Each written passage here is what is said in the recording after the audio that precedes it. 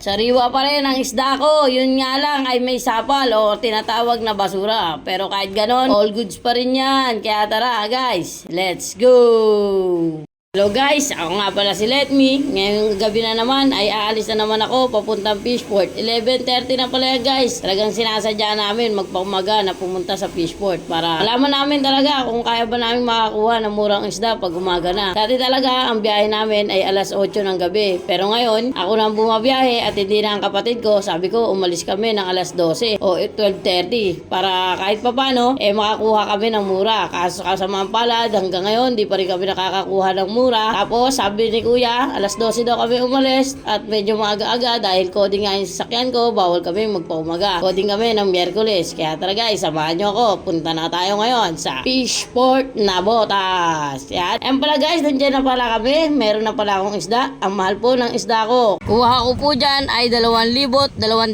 Tuto po ang isa. Isang banyera, 4 na banyera yan. Yan, gagawin kong 3.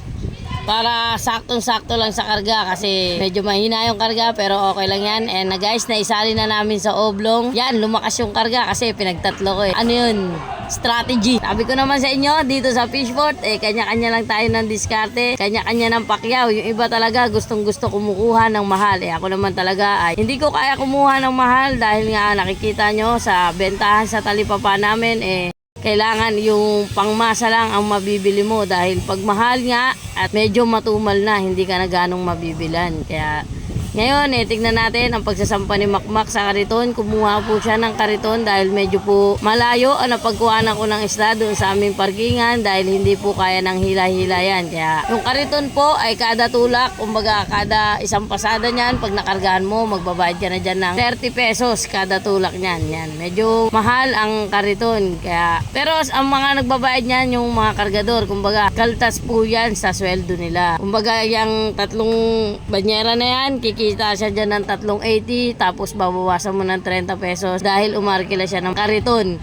Kita nyo naman guys Pero malaking na rin yan, tulong sa kanya. Kasi naman hilain niya yan, napakalayo niyan, diba guys? Yan, tapos hinahanap ko yung mga banyera ko at hindi niya daw alam. Ayan na po yung luma kong banyera. Kita po, ang pangalan ko ay Let Me. Nagdagdagan lang ng works dahil sa ngayon marami na talaga. Yan, tignan natin at tumingin ako ng pusit. Tinignan ko kung kaya ko ba ang presyo ng pusit? Hindi ko po kaya. Dahil 4-4 po ang isang cooler, isang banyera ng pusit. Malamang yan hindi aabot ang puhunan ko dyan. Maliit lang ang puhunan ko guys. Palagong pepot lang tayo. Hindi tayo katulad ng mga big time na nag-iisda.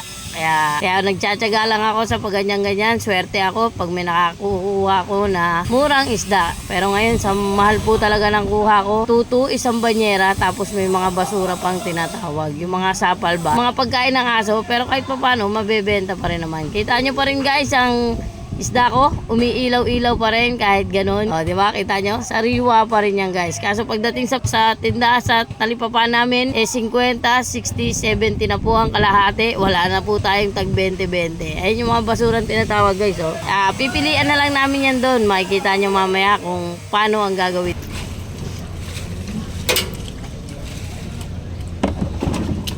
Yan yung mga tinatawag na basura. Ayan sapal-sapal yan.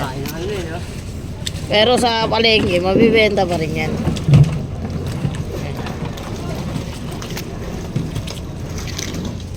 3,000 pa yan guys.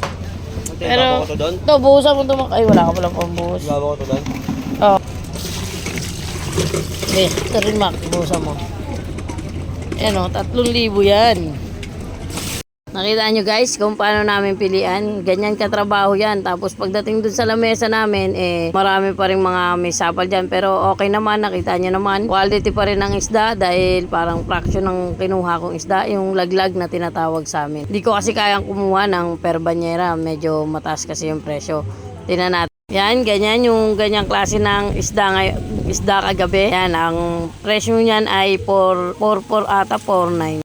Hindi ako sigurado sa presyo guys kasi hindi ko iniintindi pag mahal eh. Siyempre yung focus ko yung kung saan ang kukunin kong isda, di ba? Tapos yan, si Boss Jerry pala, samahan natin. May nakuha daw siyang isda, tagla 500 isang cooler. Tignan natin yung cooler na yon kung gaano karami. Yan po yung fishport ngayon. Nung nakaraan eh, napakaraming tao dahil napakaraming baba. Ngayon po ay wala. Kaya naiintindihan nyo po sana kung bakit mahal ang isda ngayon dahil konti lang ang baba. Kaya yan, tignan natin nakuha ni Jerry. Tuwan-tuwa siya dyan eh. Yan, sariwang tamba naman pala. Pamaksiw din yan. Yan, jackpot siya dyan.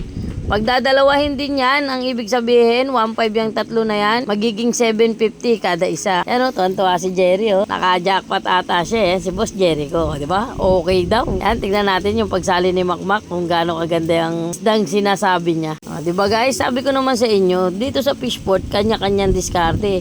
Hindi po kita kakuha si Jerry ng tag 500, eh makakakuha rin ako. Solo niyang nakuha yan. Jackpotan lang talaga, tapat-tapat ba? Kung sa totoong buhay, tapat-tapat lang. Swertihan at tsempuhan lang din.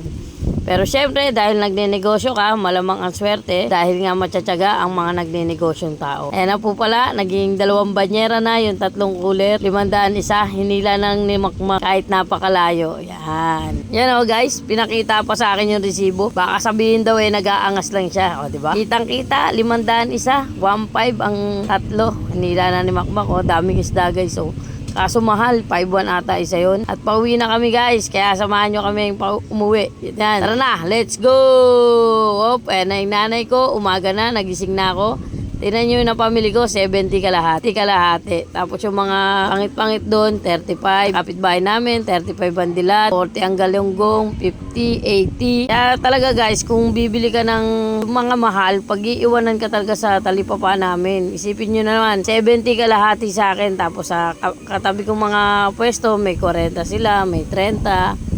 Kaya wala kang magagawa kundi sumabay ka sa presyo kung hindi maganda yung isda mo. Tapos makikita nyo yung palengke dito sa amin guys, napakatumal. Kita nyo, syempre ordinaryong araw, tuwing linggo, nakita nyo nakaraan maraming tao. Pag ganitong ordinaryong araw ng Miyerkules, ayan, wala pong katao-tao. 10:00 na po ng umaga niyan. Kaya kailangan yan, makapaubos pa kami niyan. Hindi ko lang alam kung makakapaubos kami. Kaya hindi ko alam kung makakabiyaya ako mamaya. Ayun yung mga sapal na kaninang tinatawag. 10 na lang kalahati. Pagkain ng mga alaga nating mahal.